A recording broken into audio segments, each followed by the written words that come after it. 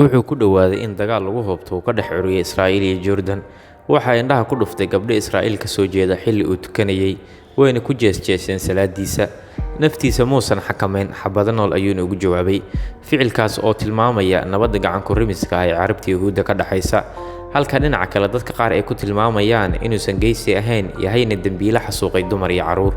Geesinimada aragtidooda waa inaad heshiisyada u hoggaamsantaa xitaa haddii uu yahay mid gunnimo ah. Axmed Addagamisa wuxuu ku dhashay Irbid, Jordan sanadii 1972. muusan awoodin inuu dhammaystirto waxbarashadiisa qoyskiisa oo sabool ah dartiis. Wuxuu ku biiray ciidamada isagoo 15 jir ah si uu u helo dhaqaale uu reerkiisa ku kabo. Maalin asoo gudanaya waajibkiisa ciidan xuduudda koonfureed ee Filistiin iyo Jordan u dhaxaysa, waxaa halkaas soo gaaray gaari wada gabdho Israa'iil ka soo jeeda oo arday u badan. Xilli Kabtan Axmed uu ahaa mid tukanaya rabbigiisna hortaagan, wuxuu ahaa mid ka murugaysan heshiis madaxda dalkiisa ay la galeen Israa'iil. Waxaa si lama filaan ah gaarigii kaga soo degay gabdhihii, waxayna bilaabeen inay ku jeesjeesaan, kuna tilmaamaan inuu yahay Muslim Carab liita weliba, kuna tukanaya goob aan salaad loogu talagelin. Maajor Axmed maba sugin, jawaabtiisana waxay noqotay xabado nool, isagoo aan kala soocin wixii gaariga saarnaa. Waxaa isla goobtii ku geeriyooday 7 gabdhood, tiro kalena way ku dhaawacmeen, intii kalena cagahooda ayay ku baxsadeen.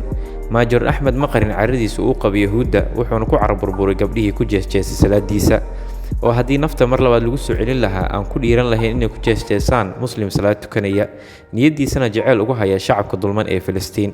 Sababta labaad ee ficilka Axmed ku riixay wuxuu ahaa heshiis madaxda dalkiisa ee la galeen Yahuudda, kaas oo ah heshiis nabadgelyo sanadii 1994. wuxuu cadaalad darro u arkayay cadowga dalkiisa iyo diintiisa in heshiis lala galo, mana uusan awoodin inuu 3 sano ka badan qariyo carradiisa, isagoo cadaystay diidmadiisa ku aadan heshiiska nabadgelyo ee lala galay Yahuudda. maxkamadeyntiisa dhacdadii kadib Axmed waa la xiray waana la maxkamadeeyay. waxaa safar tacsiyaha ugu tagay qoyskii ay gabdhaha ka geeriyoodeen boqorkii Jordan ee geeriyooday boqor Xuseen.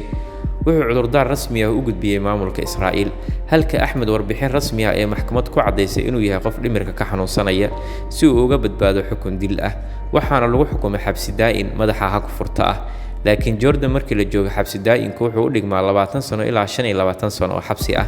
sanadii 2017 20 sano kadib xarigiisa ayuu Axmed ka soo baxay xabsiga, iyadoo farxad ay la wada ilmeeyeen shacabka Jordan iyo dhammaan Carabta.